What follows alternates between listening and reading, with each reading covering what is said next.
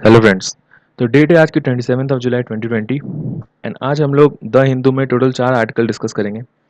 सबसे पहला आर्टिकल तो है स्कैंडलाइजिंग एज अ कॉन्टेम्प्ट। तो वो जैसे आपको पता है आज द हिंदू के 3 एडिटोरियल्स जो हैं वो एक ही टॉपिक के ऊपर है, प्रशांत भूषण के ऊपर में जो उनके कंटेम्प्ट चार्जेस उनके ऊपर लगे हैं उसके ऊपर।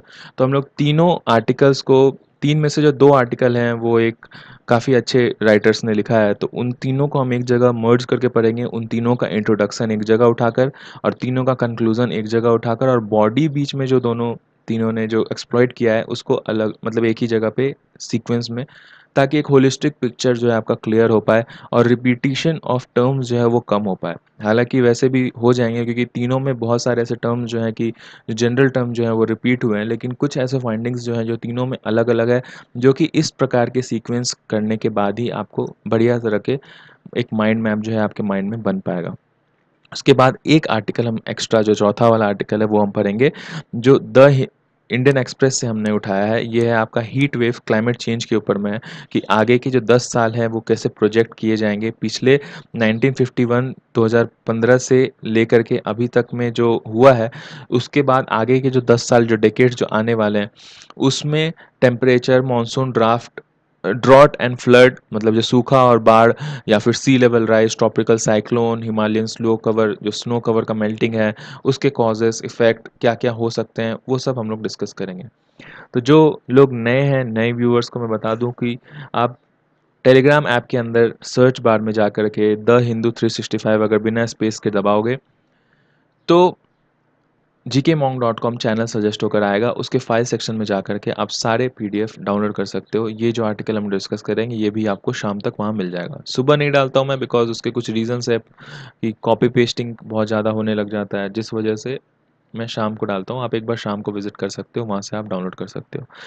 तो ये पहला जो आर्टिकल है हमारा 3 आर्टिकल्स का मर्ज करके, इसमें जो सेकंड जो आर्टिकल है चिलिंग इफेक्ट ऑफ क्रिमिनलाइजर कंटेम्प्ट, तो ये पूर्व चीफ जस्टिस रह चुके हैं दिल्ली और मद्रास हाई कोर्ट के, तो और ये फॉर्मर चेयरपर्सन भी रह चुके हैं लॉ कमीशन ऑफ इंडिया के, तो उन्होंने लिखा है। और a motorcycle and the art of court management, ये Sriram Panchu senior advocate हैं अभी फिलहाल मद्रास हाई कोर्ट के अंदर में, उन्होंने लिखा है। तो देखिए पूरा मुद्दा यही है, ये जो पिक आप देख रहे हो, तो ये हमारे चीफ जस्टिस ऑफ इंडिया है करंट, शरद बोबडे। तो ये इन्होंने अभी हार्ले डेविडसन की ये 50 लाख की बाइक जो है वो कभी चलाई होगी कहीं पे अभी फ़िलहाल, तो जिस वजह से इसके ऊपर ये फ़ोटो ले करके और ट्वीट करा था बहुत सारे लोगों ने। तो प्रशांत भूषण के 2 ट्वीट्स आए थे ऐसे, और वो पहले भी बहुत ज़्यादा क्रिटिकल रह चुके हैं सब चीज़ के ऊपर, उनके फ़ैन फॉलोइंग भी थोड़ी ज़्यादा है, जिस वजह से शायद सुप्रीम कोर्ट के एक बेंच, जिसको हेड किया था जस्टिस अरुण मिश्रा ने, तो इन्होंने इस चीज़ के ऊपर सो मोटो कॉग्निजेंस लेकर के एक नोटिस इशू किया है प्रशांत भूषण को। शो मोटो क्या होता है? शो मोटो मतलब खुद से जो कॉग्निजेंस ले ले सुप्रीम कोर्ट। जैसे कि फॉर एग्जांपल अगर कुछ भी प्रॉब्लम होता है, या तो कोई पिटीशन दायर होता है किसी केस के प्रोसीडिंग्स के लिए, नहीं तो कोर्ट जो है वो खुद से भी सो मोटो कॉग्निजेंस ले सकता है। जैसे कि अभी साउथ में भी जो अभी वो इनकाउंट, मतलब जो हत्या हुई थी पुलिस कस्टडी के अंदर में, तो उसमें भी जो वहाँ के जो कोर्ट है, हाई कोर्ट है, उसने सो मोटो कॉग्निजेंस लेकर के उस वाले केस को आगे प्रोसीडिंग्स मैनेज करा था। तो उसी तरीके से यहाँ पे सो मोटो कॉग्निजेंस लेकर के एक बेंच, 3 जजेस की बेंच बैठी है, जिसको हेड किए हैं अरुण मिश्रा ने। और वो चीज़ उन्होंने सो मोटो कॉग्निजेंस लेकर के 3 मुद्दों के ऊपर, जैसे कि 2 तो उसी दिन के वो हो गए आपके ट्वीट्स हो गए, जैसे कि जिसमें कि पहला वाले में लिखा था कि for undermining the dignity and authority of the institutions for supreme court in general, मतलब सुप्रीम कोर्ट जनरली आपने टारगेट किया है, और चीफ जस्टिस का जो ऑफिस है वो पर्टिकुलरली आपने बोल करके इस तरह का ट्वीट कर करके और आपने उसका इज्जत डाउन करा है, जिस वजह से हम आपको ये भेज रहे हैं। इसके अलावा इससे पहले भी उन्होंने बहुत सारा ट्वीट किया है प्रशांत भूषण ने, जिसमें कि उन्होंने कहा है कि लास्ट 6 ईयर में जितने भी चीफ जस्टिस हुए हैं, उसमें से जो स्पेशली जो लास्ट 4 चीफ जस्टिस हुए हैं, हिस्टोरियंस जो है वो अपना ये देखेंगे कि उनका रोल हमारे आजकल के डेमोक्रेसी में कैसा रोल रहा है, जबकि हमारा डेमोक्रेसी, ऐसा लोग कहते हैं कि बहुत ज़्यादा खतरे में है। तो इसके बाद फ्राइडे को, ये वेडनेसडे के का केस है, जो 2 ट्वीट जो था उन्होंने, ट्वीट के ऊपर जो नोटिस उनको भेजा गया वो वेडनेसडे को भेजा गया था। उसके बाद फ्राइडे को फिर से एक नोटिस भेजा गया पुराना 2009 में जो उन्होंने एक डायलॉग दिया था 11 साल पुराना, उसके ऊपर कि उन्होंने उस टाइम पे कहा था कि जो पिछले 16 चीफ जस्टिस हैं उसमें से आधा से ज़्यादा लोग करप्ट है। तो अब इसके ऊपर ऐसा कहा जाता है जो श्रीराम पंचू हैं जो जो आपका एडवोकेट हैं आपके मद्रास हाई कोर्ट में, तो वो कहते हैं कि देखिए ये जो केस है इस चीज़ को अगर चाहता कोर्ट तो इसको वो छोड़ सकता था, और ये हो सकता है 10 मिनट के लिए कोई ट्वीट देखता, वैसे भी बहुत सारे लोग बहुत कुछ ट्वीट करते रहते हैं, फिर उसके बाद लोग भूल जाता है। लेकिन अब जो ये जो नोटिस चला गया है तो इसके ऊपर से ये ब्रॉड फ्लडलाइट्स में आ चुका है, और हो सकता है कि आगे अब इस चीज़ को खींचा जाए हमारे इंडियन जर्नलिज्म के द्वारा, और इसको आईपीएल से भी बड़ा मुद्दा बना दिया जाए। अभी उसके बाद आगे ये कहते हैं कि ये ईरा ऑफ सोशल मीडिया है, और इसके अंदर criticism, appreciation, general commentary, observation, ये सब तो आम बात हो ही गई है। तो इसके ऊपर फिलहाल इतने सारे मुद्दे हैं हमारे देश के अंदर, तो सीनियर जो जुडिशियरी है, जो हायर जुडिशरी है, सुप्रीम कोर्ट जैसी संस्था जो है, उनको अपना टाइम एंड एनर्जी इस चीज़ के ऊपर अभी मतलब बर्बाद नहीं करना चाहिए, और इस जो unofficial cheese out of court जो प्रोसीडिंग्स है, जैसे कि आउट ऑफ कोर्ट वो बाहर कोर्ट के बाहर टी शर्ट पहन के बिना हेलमेट के और मास्क के घूम रहे थे आपके चीफ जस्टिस ऑफ इंडिया। तो ये किसी ऐसा तो नहीं था कि वो कोर्ट के अंदर बैठ करके और कुछ एक ऐसा जजमेंट दिए जिसके ऊपर ये ऐसा कुछ टिप्पणी दिए हों कि पब्लिक इंटरेस्ट के इतना ज़्यादा पब्लिक इंटरेस्ट के लिए है ज़रूरी है। तो ऐसे छोटे-मोटे जो चीज़ हैं उनको इग्नोर करना ज़रूरी हो जाता है, इतना ज़्यादा इम्पोर्टेंट नहीं था। ख़ैर प्रशांत भूषण जो हैं उनके लिए ये कोई केस स्ट्रेंज नहीं है, ऐसे पहले भी बहुत सारे केसेस उनके साथ हो रखे हैं, जिसमें उन्होंने सीरियस क्रिटिसिज़्म करा है, जुडिशियरी के लिए उन्होंने इंटॉलरेंस दिखाया है, और बहुत बार वो आउटस्पोकन भी हुए हैं। लेकिन सेंसिटिव कोर्ट को भी होना पड़ेगा कि कितने ज़्यादा कितना दूर तक वो सेंसिटिव हो सकते हैं, और कंटेम्प्ट चार्जेस को कहाँ तक वो बर्दाश्त कर सकते हैं या उसके बाद नहीं कर सकते हैं।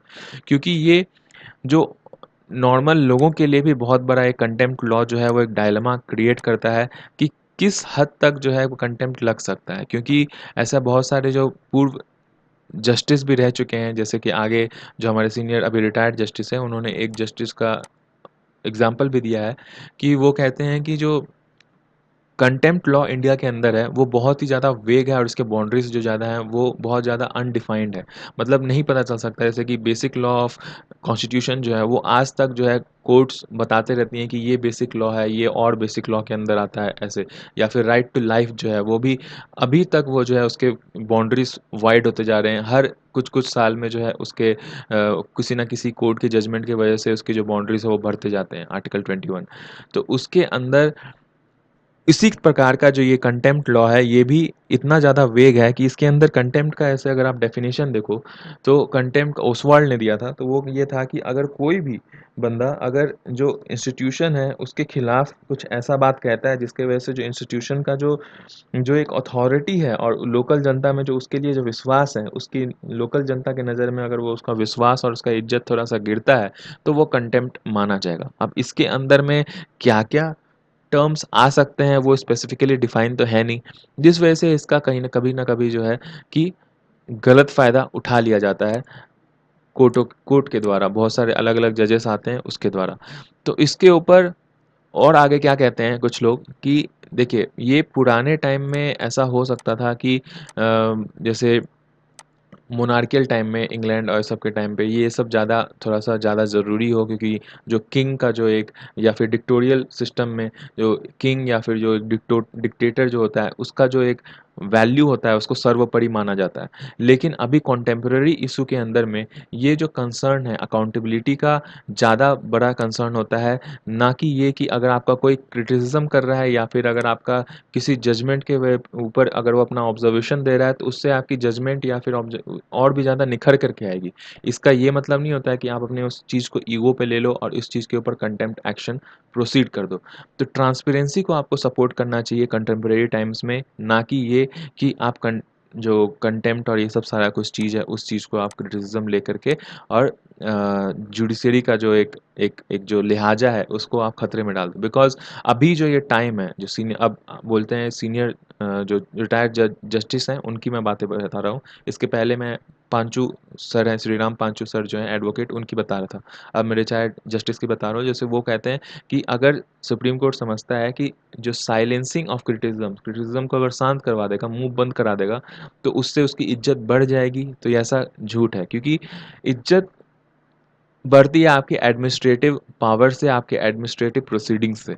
आप अगर काम ढंग से करोगे तो ही आपकी इज़्ज़त बढ़ेगी। आप इस टाइम पे जब हमारे पास इतने सारे इश्यूज़ हैं, जैसे कि सीएए का कॉन्स्टिट्यूशनैलिटी है कि नहीं उसको डिफ़ाइन करना है आपको। इसके अलावा फिर आपको जैसे इलेक्टोरल बॉन्ड्स के ऊपर में ट्रांसपेरेंसी के ऊपर जो केस आया हुआ है उसको डिफ़ाइन करना है कि वो ठीक है कि नहीं है। उसके अलावा जो हेबियस कॉर्पस पिटीशन दायर किया गया है जम्मू कश्मीर के द्वारा, उसके ऊपर आपको डिसीज़न देना है। इसके अलावा भी बहुत सारे, जैसे बहुत सारे ऐसे केसेस होते हैं, जैसे कि हमने पिछले के पिछले सप्ताह डिस्कस किया था कि सेक्सुअल हैरेसमेंट बहुत जगह पे इंस्टीट्यूशंस में होता है, उसके ऊपर बहुत सारे केसेस पेंडिंग रह जाते हैं।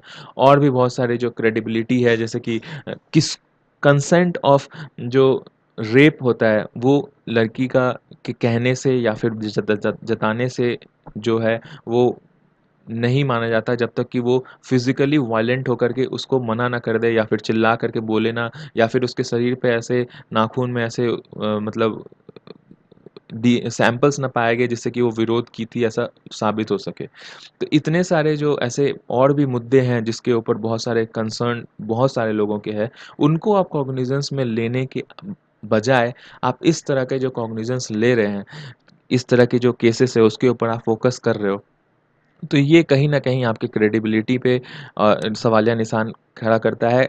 और ये जो प्रशांत भूषण वाला केस है कंटेम्प्ट वाला, इसके खिलाफ भी बताता है कि जो ट्वीट आया था और उसपे जो आपने जो क्लेरिफिकेशन दिया है कि brought the administration of justice in disrupt and are capable of undermining the dignity of authority of the constitutions. तो ये उतना बड़ा मुद्दा नहीं रह जाता है कि आप कंटेम्प्ट वाला इशू चला पाओ वो भी सो मोटो कॉग्निजेंस लेकर के।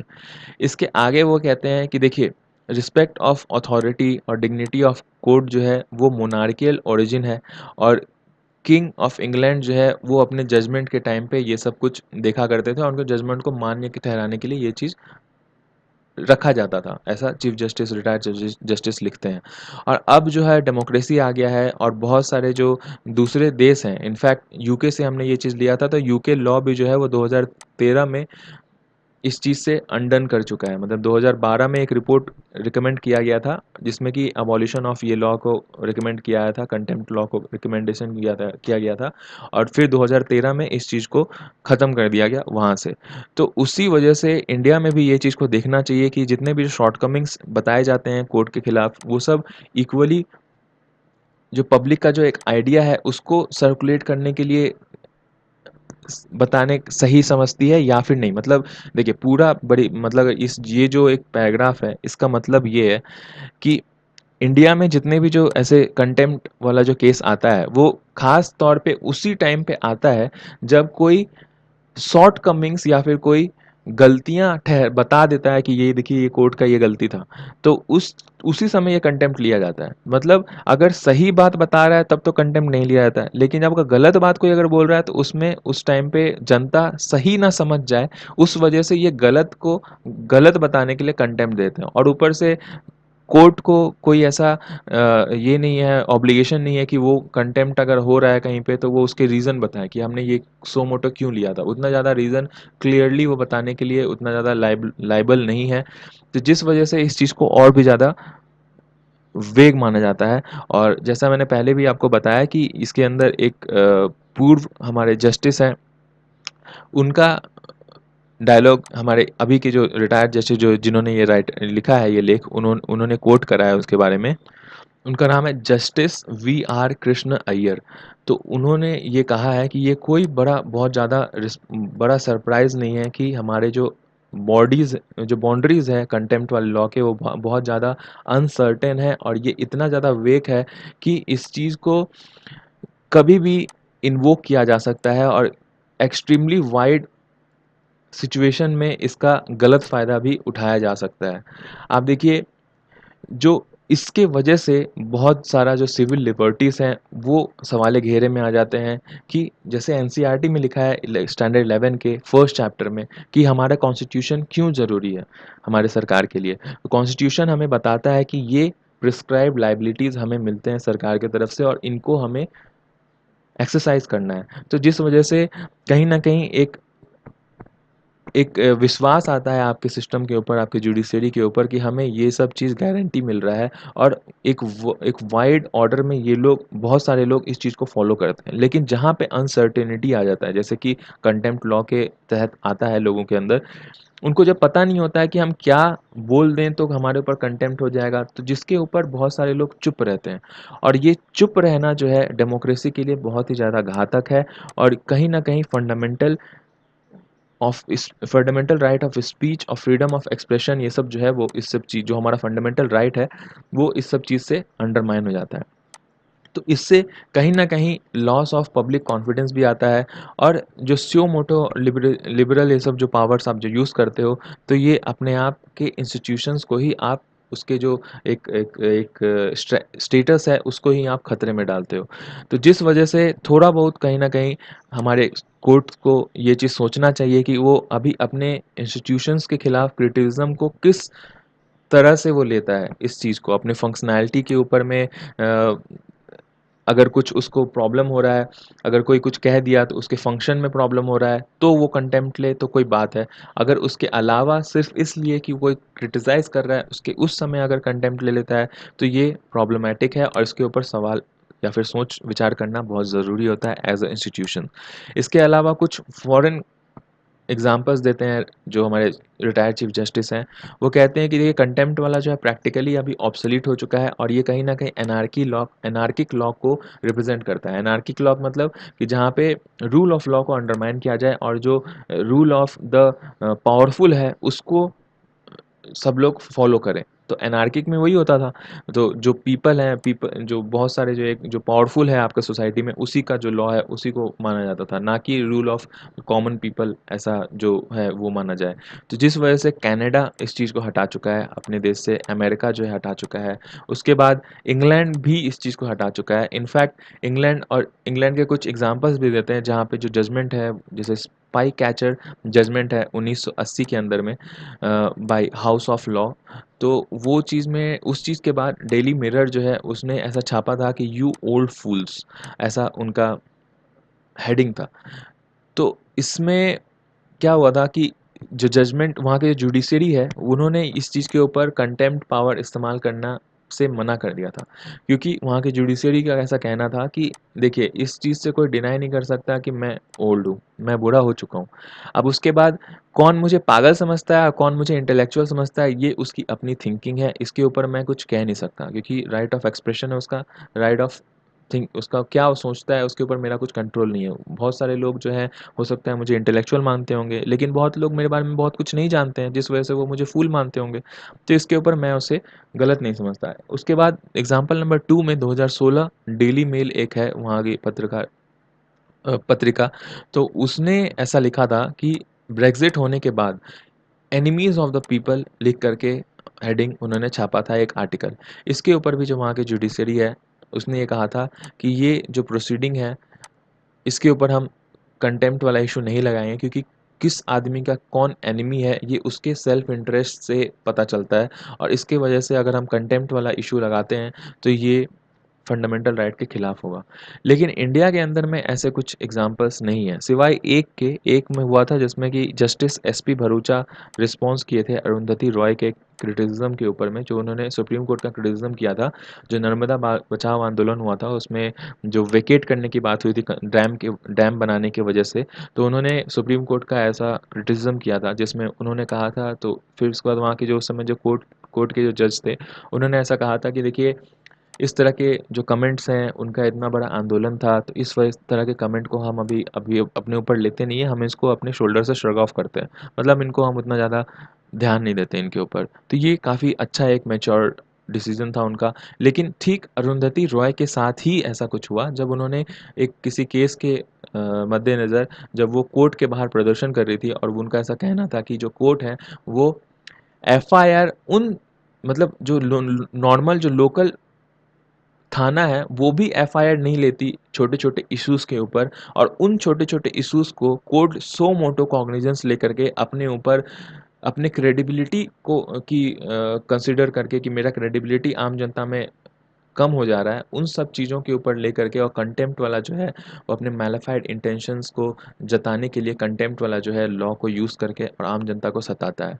तो ये जो उनका जो कथन था और इसके ऊपर जो प्रदर्शन था कोर्ट के बाहर, तो इसके ऊपर उनको 1 दिन की सज़ा हुई थी और कुछ फ़ाइन दिया गया था। तो ये तो वो पीसफुल प्रोटेस्ट कर रही थी, तो इसके ऊपर जो है वो कुछ कह रही थी अगर, तो इसके ऊपर नहीं होना चाहिए था, ऐसा राइटर कहते हैं।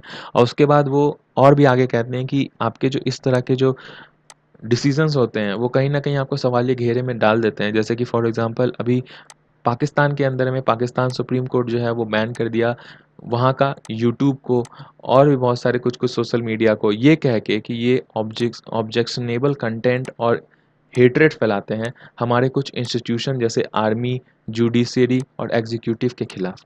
तो कोई कुछ कह ना पाए उस वजह से मैं वो जो सोशल मीडिया जो प्लेटफ़ॉर्म है उसको ही ख़त्म कर रहा हूँ।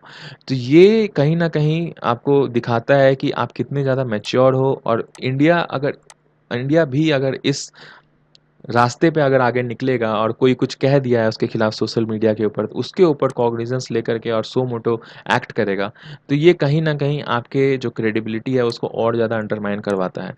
अभी देखिए चीफ जस्टिस ऑफ इंडिया जो है उसको आप इसके ऊपर ब्लेम नहीं कर सकते हो, क्योंकि वो कहीं न कहीं वो भी इंसान है, और ये पांचू श्रीराम पांचू ऐसा कहते हैं कि वो कहीं न कहीं वो भी इंसान है, और अगर वो बाइक के ऊपर अगर वो खड़े भी थे रोड के ऊपर, तो ये कोई बहुत ऐसी बात नहीं है। हो सकता है कि वो अपने कुछ मतलब कॉलेज डेज़ को याद कर रहे हों, जिस वज़ह से वो वहाँ पे ऐसे खड़े हों, या फिर कुछ ऐसा कुछ एक मूवी देखे हों, जैसे ये दिए हो यहाँ पे इन्होंने एक एग्ज़ाम्पल भी दिया है। तो उस वज़ह से उनको मन किया हो, और ऊपर से वो स्टैंड पे है, वो चला तो रहे नहीं है ऐसा दिखा है। हो सकता है चला भी रहे हों, लेकिन अभी तो वो स्टैंड पे वहाँ पे लगा कर के ऐसा फ़ोटो था उनका।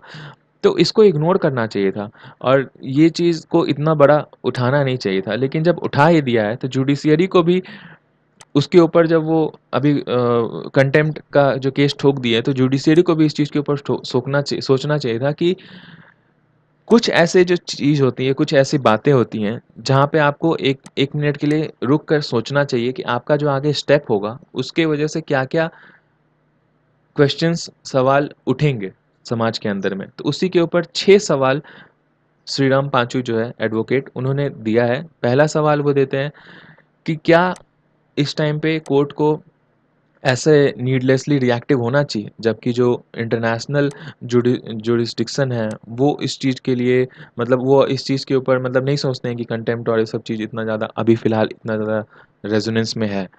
सेकंड क्वेश्चन वो देते हैं कि फंक्शनिंग ऑफ फॉर्मर जजेस अगर जेन्युइन नहीं था, वो करप्ट थे, उसके ऊपर अगर क्रिटिसिज्म आया है, तो ये काफ़ी ज़्यादा सीरियस मुद्दा है, और इसके ऊपर जो है वो कोर्ट को और भी बढ़िया तरीके से स्ट्रॉन्ग एक्शन लेकर के इंक्वायरी बैठाना चाहिए, क्योंकि लोकल जनता जो है उसके विश्वास की बहुत बड़ी पात्र है।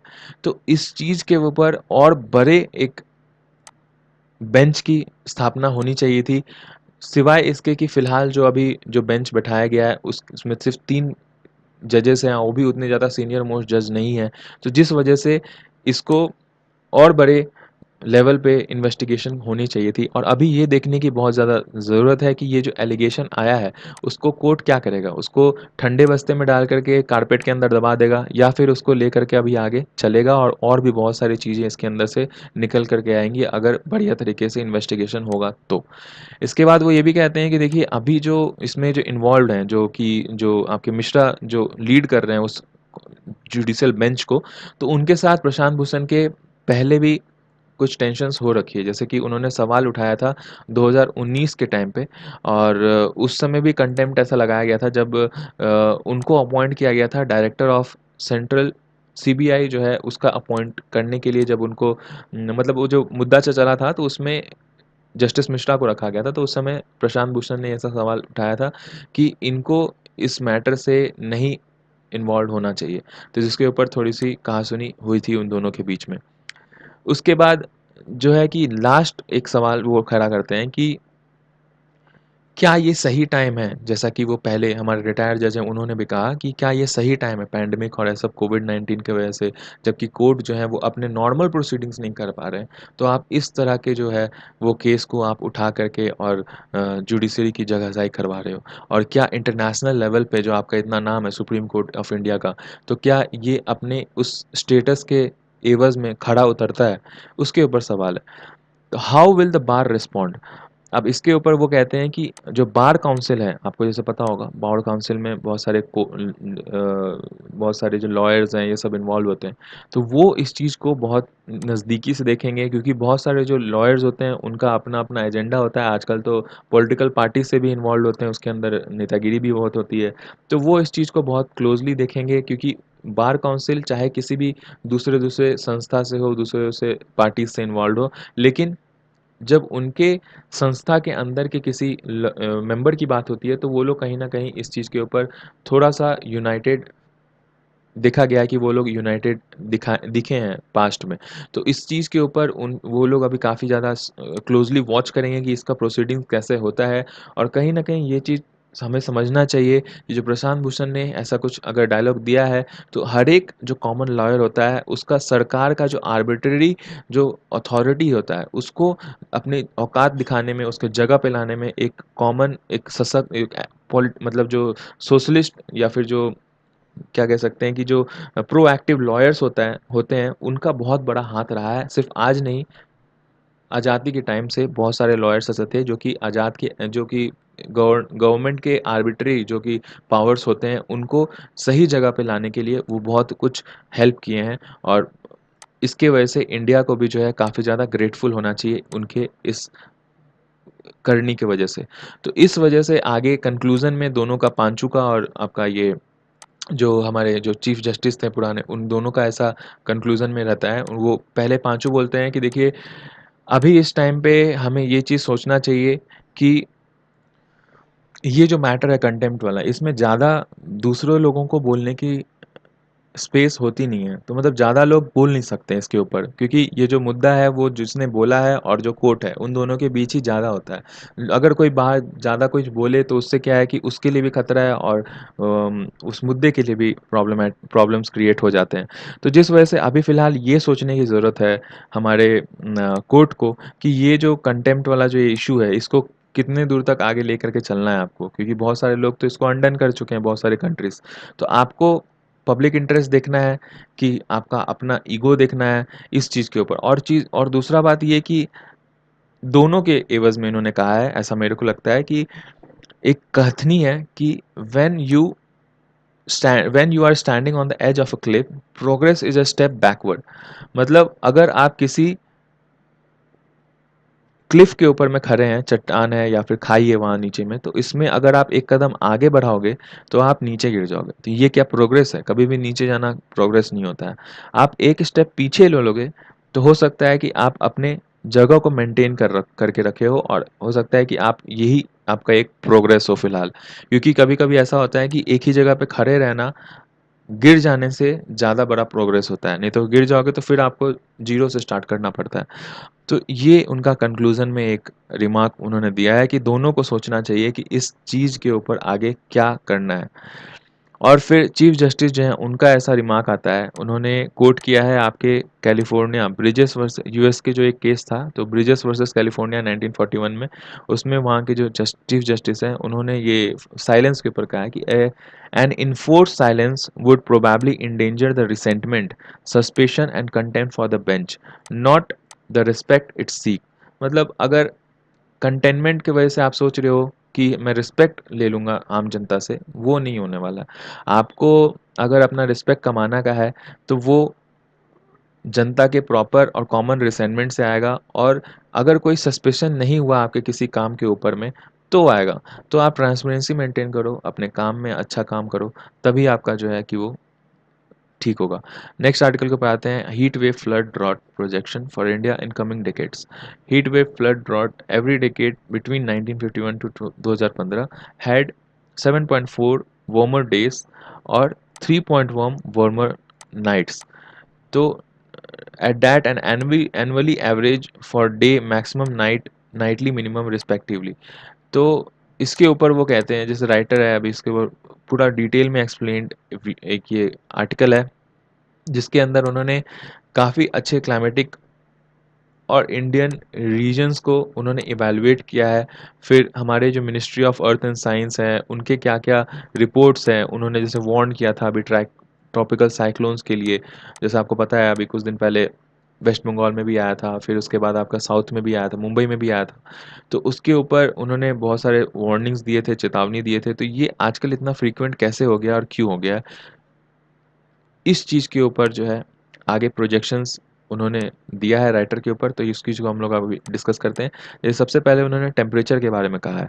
टेम्परेचर में उन्होंने कहा है कि जो टेम्परेचर के ऊपर बात करें तो जो सरफेस एयर टेम्परेचर जो है, हवा का जो टेम्परेचर इंडिया में वो 0.6% डिग्री सेंटीग्रेड हर साल बढ़ते आया है 1901 से लेकर 2018 के बीच में। नॉर्थ इंडियन स्टेट जो हैं इंडिया के वो ज़्यादा गर्म हुए हैं साउथ इंडियन स्टेट से, और ख़ास करके विंटर्स में जो है वो ज़्यादा गर्म रहे हैं। अब उतना विंटर ठंडी में पड़ता नहीं है। इनफैक्ट 7.4 वार्मर डेज़ जो हैं वो ज़्यादा रहे हैं आपके, और 3.1 वार्मर नाइट्स जो हैं वो ज़्यादा रहे हैं एनुअली, जो कि एवरेज से ज़्यादा है। इसके बाद जो फ्रीक्वेंसी ऑफ वार्म डेज़ है वो भी करीब-करीब 55% बढ़ गया है। पहले इतने वार्मर डेज़ नहीं होते थे। मतलब 1, 2, 3, 4, 5 दिन आज गर्म रह गए एक सीज़न में। तो इस तरीके से वो 4-5 दिन जो है वो अब बढ़ के और ज़्यादा 55% ज़्यादा हो गया है। और वैसे ही वार्मर नाइट्स भी जो है वो 70% ज़्यादा हो गया है। तो अब कमिंग डिकेड्स में जो है कि हीट वेव्स जो लू और ये सब जो होता था अप्रैल और जून के टाइम पे, जिस पे बहुत सारे लोग की डेथ हो जाती है, खास करके जो वल्नरेबल सेक्शन है, जो रोड के किनारे रहते हैं या फिर जो झोपड़पट्टी में रहते हैं, उनकी सबसे ज़्यादा प्रॉब्लम हो जाती है, क्योंकि वैसे भी वो माल न्यूट्रिशन होते हैं तो वो इतना ज़्यादा बर्दाश्त नहीं कर पाते हैं। तो उनकी फ्रीक्वेंसी ऐसे कहा जा रहा है कि 3 to 4 टाइम्स जो है वो कंपेयर टू 1976 से 2005 के बीच में जितना हुआ था, उससे 3 to 4 टाइम्स ज़्यादा बढ़ करके अब हम लोग नेक्स्ट डेकेड में देखेंगे। इसके अलावा 21 सेंचुरी के एंड तक करीब-करीब जो अभी फ़िलहाल जितने भी हमारा टेम्परेचर होता है, जैसे 45 तक जाता है कहीं-कहीं पे, तो 4.4 डिग्री अभी बढ़ जाएगा वो। और सी सरफेस टेम्परेचर भी जो है वो ट्रॉपिकल इंडियन ओशन के अंदर में वो भी बढ़ जाएगा करीब-करीब 1 डिग्री एनुअली। 1951 से 2015 के बीच में जितना था उससे 1% ज़्यादा बढ़ जाएगा। मानसून का जैसा वो कहते हैं कि अभी देखिए फ़िलहाल नॉर्थ इंडियन जैसे जेएनके और ये सब जगह है उसमें ज़्यादा मानसून होने शुरू हो गया है पहले की अपेक्षा, और बाकी सब जगह पे है वो डिक्लाइन कर गया है। पहले ऐसा नहीं होता था। अब आगे जो डेकेड आने वाला है उसमें ऐसा कहा जा रहा है कि इंडिया विटनेस करेगा, जिसमें मीन एक्सट्रीम और inter annual variability of rainfall है वो ज़्यादा होना शुरू हो जाएगा। अभी उसके बाद अगर ड्रॉट एंड फ्लड के ऊपर आए तो ड्रॉट मतलब सूखा और फ्लड दोनों ही 1950 के बाद में बहुत ज़्यादा बढ़ गया है इंडिया के अंदर। इंडिया के अंदर करीब-करीब हर मानसून में, मतलब 1901 के बाद में करीब-करीब 22 ड्रॉट पाए गए हैं मानसून के अंदर दौरान में। और ये जो सीवियरिटी है अब 1951 के बाद से 2016 के बीच में और भी ज़्यादा बढ़ते गया है। और फ्लड रिस्क जो है वेस्ट बंगाल, ईस्टर्न यूपी, गुजरात, कोंकण और मुंबई, चेन्नई, कोलकाता ये सब में भी बहुत ज़्यादा अब रिस्क बढ़ते जा रहा है। ख़ास करके ईस्टर्न कोस्ट में जो है ज़्यादा बढ़ते जा रहा है। और वैसे अगर हिमालयन रीजन्स में देखें, नॉर्थर्न इंडियन में देखें या फिर आप साउथ जो नॉर्थ वेस्ट रीजन, जो नॉर्थ ईस्ट रीजन है वहाँ पे अगर देखें जैसे असम में सब जगह पे, तो ब्रह्मपुत्र, इंदस और गंगा रिवर में काफ़ी ज़्यादा फ्लड आजकल आने लग गया है। बिकॉज़ ऑफ कि वहाँ पे जो आपका जो ग्लेशियर्स हैं वो ज़्यादा मेल्ट करने लग जाते हैं। अभी फ़िलहाल जब वहाँ पे स्टैंडिंग चल रहा था हमारा लद्दाख में, उस टाइम पे भी अभी कुछ दिन पहले जो है दोनों ट्रिप्स इधर-उधर हुई थी, बिकॉज़ वहाँ के जो श्योक रिवर है उसके अंदर फ्लड आ गया था। ऐसा कहा जा रहा था कि वहाँ का जो डैम है चाइना की तरफ से, उन्होंने बहुत ज़्यादा पानी छोड़ दिया था, बिकॉज़ मेल्टिंग ऑफ स्नो की वजह से वहाँ पे फ्लड आना शुरू हो गया था। तो सी लेवल राइज़ भी, अब फ्लड ज़्यादा आएगा तो सी लेवल राइज़ भी होगा। सी लेवल राइज़ देखिए आपकी ड्यूरिंग 1993 से 2015 के बीच में नॉर्दर्न इंडिया जो ओशियन है उसके अंदर अरेबियन सी और बे ऑफ बंगाल करीब-करीब 3.3 मिलीमीटर पर ईयर बढ़ता गया है। जो इंडिया के अंदर एक इंदिरा पॉइंट है, अगर आप देखो मैप के अंदर, तो इंदिरा पॉइंट पहले ऐसा कहा जाता है कि इंदिरा गांधी जाकर के वहाँ टच कर कर के आई थी और वहाँ पे एक शिला बना था। तो वो अभी बहुत मतलब ओशन के अंदर जा चुका है। तो उतना ज़्यादा पानी राइज़ कर चुका है, तभी तो वो ओशन के अंदर जा चुका है ना। तो जिस वज़ह से ग्लोबली ही ये चीज़ बढ़ रहा है और इंडिया ग्लोबल जो सी लेवल है उसके बराबर ही में चल रहा है। और इसके अलावा कहा जाता है ऐसा कि 2030 तक बहुत सारा करीब-करीब जो 340 मिलियन कोस्टल रेसिडेंट्स जो हैं आपके नॉर्थ इंडियन ओशियन में, वहाँ के जो आइलैंड हैं बहुत सारे, वो सब एक्सपोज हो जाएंगे आपके नेचुरल हैजार्ड के अंदर because of rising level of sea, जिसमें कि बहुत सारे हमारे ऐसे स्ट्रैटेजिक लोकेशंस है, आइलैंड्स है, जैसे कि सियाचल हो गया, चैगोस आर्पिलेगो हो गया, डिएगो हो गया, सैन डिएगो आइलैंड हो गया, कोकोस आइलैंड हो गया। तो इसमें बहुत सारे जो कुछ फ्रांस के बेसेस हैं, कुछ इंडिया के हैं, कुछ यूएसए के हैं। इंडिया जो है ऐसा कुछ खास इंडिया का नहीं है, लेकिन इंडिया जो है कि बहुत सारे सब देश से पार्टनरशिप में, स्ट्रैटेजिक पार्टनरशिप में, तो वो उन हमारे यहाँ पे ठिकाना रहता है, जो कि यहाँ पे बहुत सारे सुमान और इस सब जगह पे पायरेट्स का हमला होता है। और आगे अभी जो चाइना का जो अभी बहुत बढ़ता जा रहा है प्रकोप, तो उसके लिए भी काफ़ी ज़्यादा हमारे लिए सब इम्पोर्टेंट हो जाता है। इनफैक्ट यूएसए का तो इस जगह पे आपका एयरफोर्स बेस भी उन्होंने बना रखा है एक दो आइलैंड के ऊपर में। तो ये अगर डूब जाएंगे तो हमारे लिए एक और भी बड़ा स्ट्रैटेजिक भी एक टेंशन बढ़ सकता है। ट्रॉपिकल साइक्लोन्स के ऊपर में कहते हैं, जैसे कि आपको जैसे पता होगा कि हमारे इंडिया में ये प्रीलिम्स में भी आ चुका है, आपके यूपीएससी के जो प्रीलिम्स है उसके अंदर क्वेश्चन आ गया है कि बे ऑफ बंगाल में साइक्लोन ज़्यादा आता है या फिर अरेबियन सी के अंदर में। तो आंसर इसका है कि बे ऑफ बंगाल में साइक्लोन्स ज़्यादा आता है और अरेबियन सी में थोड़ा कम साइक्लोन आता है। इसकी रीज़न अगर आपको पता है तो मैं चाहूँगा कि आप कमेंट सेक्शन में लिखो। वैसे कोई लिखता है नहीं, लेकिन फिर भी अगर आप लिखो तो इसका देखिए ये मैं बता देता हूँ कि टोटल 29 से लेके अब 44 होने लग गया है अरेबियन सी में भी। अरेबियन सी में भी अब पिछले कुछ दिनों से देखा जा रहा है कि 1950 के बाद से देखा जा रहा है कि बहुत ज़्यादा साइक्लोन्स बढ़ गए हैं। जैसे मुंबई में जो आया था अरेबियन सी की वजह से आया था। और जो बे ऑफ बंगाल में वो तो बढ़ ही गया है। बे ऑफ बंगाल में पहले 94 केसेस आते थे, अब वो 140 हो चुका है 1950 के बाद से। हिमालयन स्नो कवर घट रहा है, आपको पता ही है, बताने की ज़रूरत नहीं है। हिंद कुश हिमालयन रीजन जो है वो हर साल करीब 0.2 डिग्री सेंटीग्रेड बढ़ते जा रहा है और इस सेंचुरी के एंड तक हिंद कुश हिमालयन जो है उसमें करीब करीब 2.6 से लेके 4.6 डिग्री का उछाल देखा जा सकता है। तो अब ये सब क्यों हो रहा है? जब तक हम ये डिफाइन नहीं करते हैं तब तक ये आर्टिकल ख़त्म नहीं हो सकता है। तो कॉजेज़ एंड इफ़ेक्ट क्या है? तो जैसे नॉर्मल कॉजेज़ है, देखिए इस वाले आर्टिकल में जो नंबर्स हैं वो ज़्यादा इंपॉर्टेंट है। आप एग्ज़ाम में अपने डायरेक्ट नंबर कोट कर सकते हो। लेकिन इसमें कॉजेज़ क्या हैं, वो नॉर्मली कॉजेज़ हैं, जैसे कि फॉर एग्ज़ाम्पल एंथ्रोपोजेनिक जो एक्टिविटीज़ है, जैसे कि हम लोग बहुत ज़्यादा अभी अपने कोल वाला जो है टरबाइन चलाते हैं और फिर पावर प्लांट चलाते हैं, फिर उसका रिन्यूएबल एनर्जी की तरफ नहीं मुड़ रहे हैं हम लोग। गाड़ी घोड़ा ज़्यादा आजकल चलाने लग गए हैं। एरोप्लेन्स जो है उतना हाई एल्टीट्यूड में फ्यूल जो है कि वो एग्जॉस्ट अपना निकालती है। तो ये सब के वजह से जो है कि एटमॉस्फेरिक जो टेम्परेचर है वो तो बढ़ता ही है, उसके अलावा जो ग्रीन हाउस इफेक्ट है वो भी बढ़ जाता है। ग्रीन हाउस इफेक्ट जैसे आपको पता होगा कि ये कार्बन डाइऑक्साइड और हार्मफुल गैसेस की चादर सी बन जाती है हमारे अर्थ के चारों तरफ, और जिसकी वजह से जो है कि एक जितने भी जो वहाँ से सोलर रेडिएशंस दिन में आते हैं वो शाम को बाहर चल मतलब रात को बाहर वो वापस जा नहीं पाते हैं। और इस वजह से जो रातें जो हैं वो ज़्यादा और गर्म हो जाती हैं, क्योंकि जो क्लाउड्स हैं वो सब इसको ये सारे हीट रेडिएशंस को अपने अंदर कैप्चर कर लेते हैं और वो वापस उससे हीट जो है अर्थ की तरफ ट्रांसफ़र होता है, जिसकी वजह से देखिए कि हमने ऊपर डिस्कस किया 70% जो है रात वो और ज़्यादा अभी गर्म होने लग गया है, शुरू हो गया है। तो इसकी वजह से अब ये जो गर्म बढ़ जाता है तो इसकी वजह से रात को भी वाटर वेपर जो है वो हाई रहता है कंसंट्रेशन, रात को भी इवापोरेशन थोड़ा ज़्यादा होने लगता है, जिसकी वजह से कहीं न कहीं इंटेंसिटी ऑफ रेनफॉल जो है मानसून के टाइम पे वो बढ़ जाता है। कभी-कभी तो बढ़ जाता है, कभी-कभी कम ही रहता है। तो इसके वजह से बहुत ज़्यादा वेपराइज़ेशन की वजह से जो सॉइल के अंदर जो मॉइस्चर होना चाहिए जितना, उतना होता नहीं है और इसकी वजह से सॉइल और ज़्यादा सूख जाती है और ड्रॉट आ जाता है। तो ये सब की वजह से आगे चल कर के एग्रीकल्चर में काफ़ी ज़्यादा प्रॉब्लम आता है वर्ल्ड वाइड। और कहीं न कहीं जो है कि वाटर की भी जो कमी हो जाती है, क्योंकि इरिगेशन ज़्यादा होने लग जाता है, ग्राउंड वाटर ज़्यादा लोग निकालने लग जाते हैं और कहीं न कहीं ग्राउंड सूखता भी है बहुत सारा पॉन्ड, तो ग्राउंड वाटर जो है और पानी कम आ रहा है तो वो रिचार्ज नहीं हो पाता है। जिसकी वजह से बहुत ज़्यादा जो है कि मतलब वल्नरेबल हो जाता है ये सब सारा कुछ। और कहीं न कहीं इंडिया हो या फिर कहीं बिग सिटीज़ हो, वो सब भी बहुत ज़्यादा अभी इसके ऊपर वल्नरेबल हो जाते हैं, क्योंकि अगर एग्रीकल्चर नहीं होगा तो इरोज़न और ये सब सारा कुछ भी बहुत ज़्यादा होने लगता है। तो thank you friends, have a nice day. PDF download कर लीजिएगा। Thank you.